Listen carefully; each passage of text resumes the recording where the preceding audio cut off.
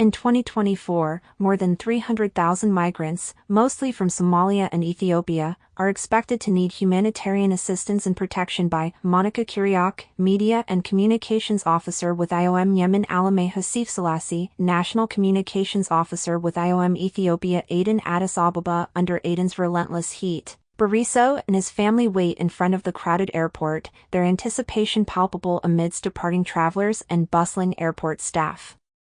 His wife Harintu and one-year-old Muhammad huddle together under the shade with their treasured belongings.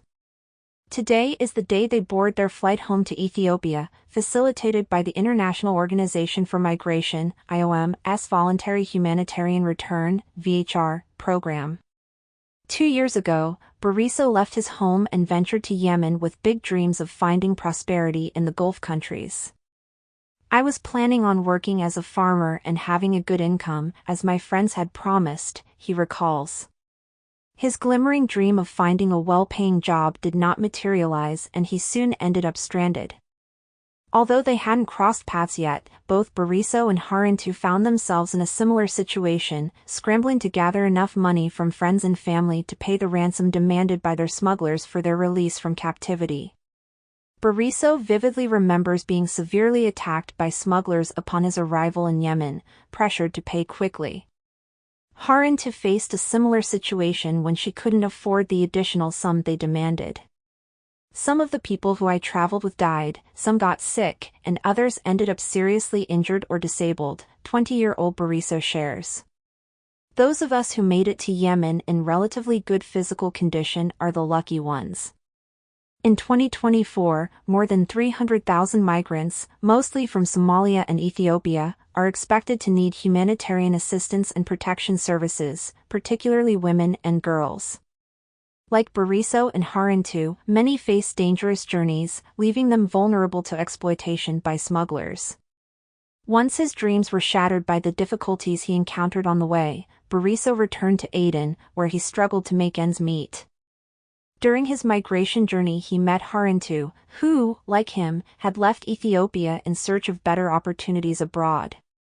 Despite the hurdles they faced, the two got married, and soon after, welcomed their beloved son Muhammad into the world.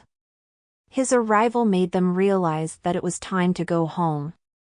Due to their lack of proper documentation and limited access to basic services, migrants are more vulnerable to human rights violations.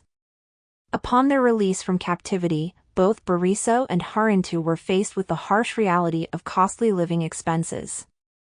"We can't even afford essentials for our baby, let alone rent. Life here is too difficult," Bariso explains. The ongoing conflict in Yemen, coupled with tensions in the Red Sea and joint military efforts aimed at curbing irregular migration, have further exacerbated the vulnerabilities of migrants in the region. The plight of migrants remains dire, as they endure appalling living conditions as they wait for the opportunity to return home. The VHR program currently stands as the only safe and secure avenue for stranded migrants in Yemen. The program provides a comprehensive range of services to returning migrants, including pre- and post-arrival assistance, family tracing and reunification, specialized protection services, and reintegration support in their countries of origin. In 2023, nearly 6,600 migrants, predominantly of Ethiopian nationality, received VHR assistance to return to their home countries. IOM is actively working with stakeholders in Yemen and Ethiopia to facilitate the voluntary humanitarian return of thousands of migrants still stranded in Yemen. To address these challenges, IOM advocates for collaborative efforts among authorities and increased donor support for the VHR program to ensure migrants facing perilous conditions can safely return home, as well as for reintegration assistance, crucial for promoting self-sufficiency.